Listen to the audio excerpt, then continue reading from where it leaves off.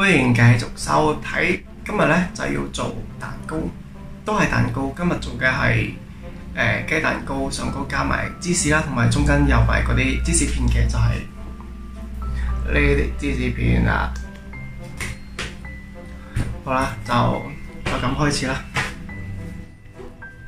最主要嘅材料係有雞蛋啦、麵粉啦、糖啦、牛奶啦、油啊，同埋呢啲芝士係上高嘅粉啦、Parmesan cheese 同埋芝士片。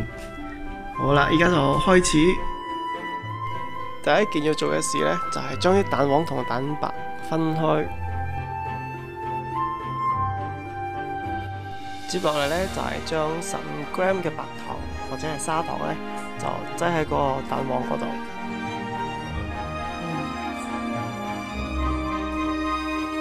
之後呢，就係60ml 嘅牛奶倒入去，落咗糖，落咗牛奶，而家呢，就係50ml 嘅油，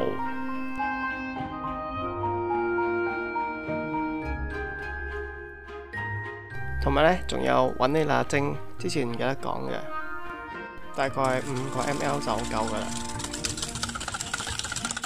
依家呢，就需要攞個打蛋器呢，就將而家呢啲嘢就攪勻佢啦。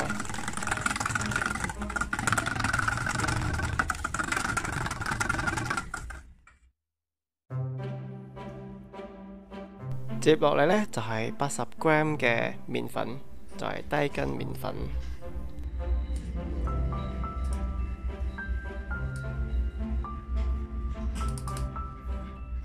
同埋呢一個都係頭先唔記得講嘅，就係粟米粉，大概就係20g左右。全部嘅粉呢，就隔一隔佢啦。之後呢，就將所有嘅嘢混合一齊，就攪勻佢。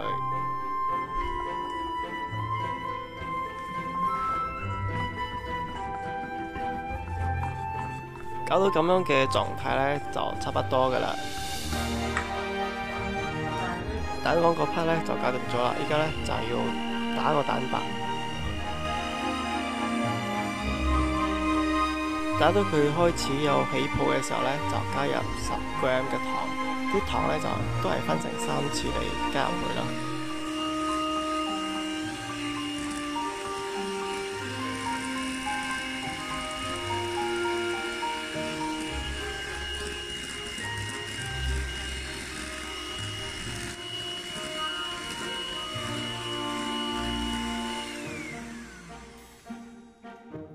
啲蛋白呢，打到咁樣攞上嚟呢，有少少勾呢，就 OK 噶啦。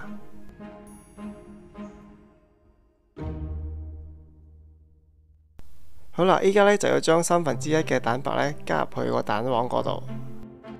點解係要分成1/3呢，唔係1/2呢？基本上呢，只不過係將佢分成幾個部分，加入去個蛋黃嗰度。先將少少嘅蛋白呢加入個蛋黃嗰度呢。等佢同啲蛋黃溝埋過後呢，個蛋黃就會比較接近個蛋白啦。同埋呢，佢會有幫助喺之後加入嘅蛋白嘅，之後加入嘅蛋白呢，就唔會咁快消失咯。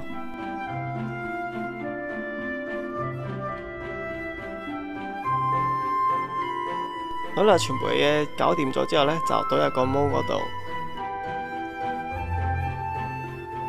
大概呢，就係裝一半嘅份量。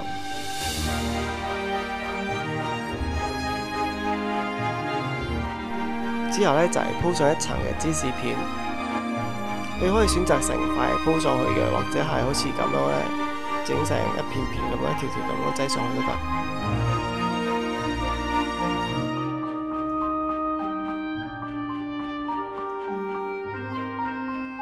好啦，啲芝士片呢就鋪完咗啦，依家呢，就倒埋剩翻嘅嗰啲蛋漿。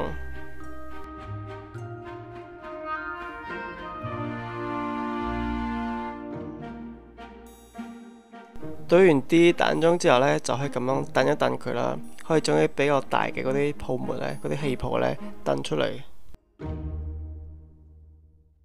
接落嚟呢，就係將啲芝士粉灑喺個蛋糕嘅上高。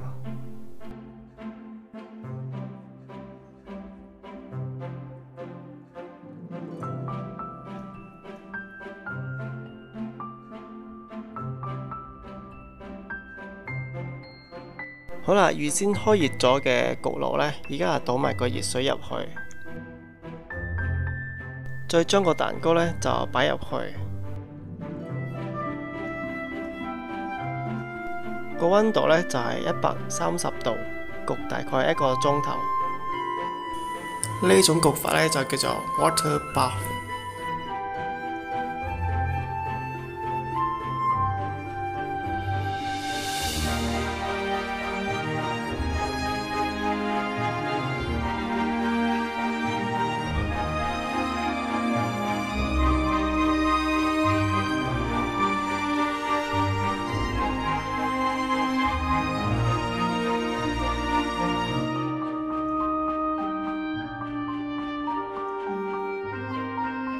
個蛋糕焗好咗啦，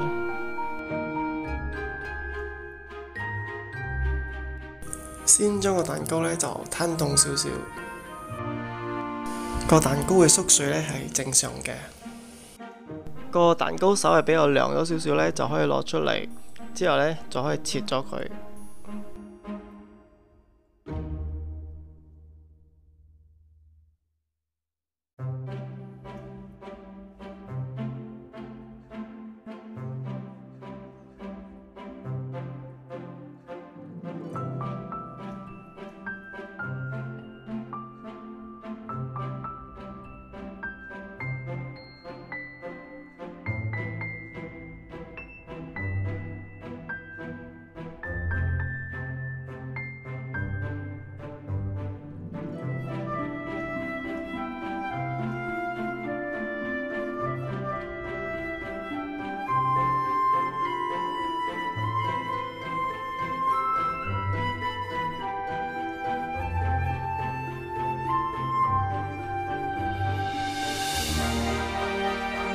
美味嘅蛋糕出爐了，趁佢仲係有少少暖嘅時候食呢，會比較好食，因為中間嗰層芝士呢仲係好腍嘅。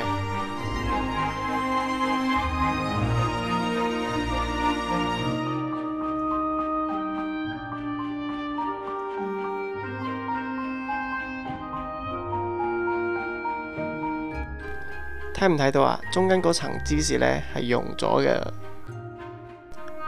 同埋呢個蛋糕呢，你撳咗落去呢，佢仲會彈翻轉頭嘅，會恢復翻之前嘅樣嘅。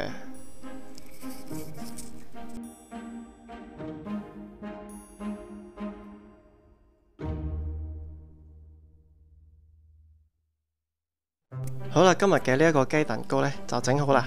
如果你中意嘅話呢，就幫我撳個 like 同埋 subscribe 呢個 channel， 同埋仲有嘅就係 like Facebook 啦、Instagram 啦，係咁多啦。拜拜，下次再見。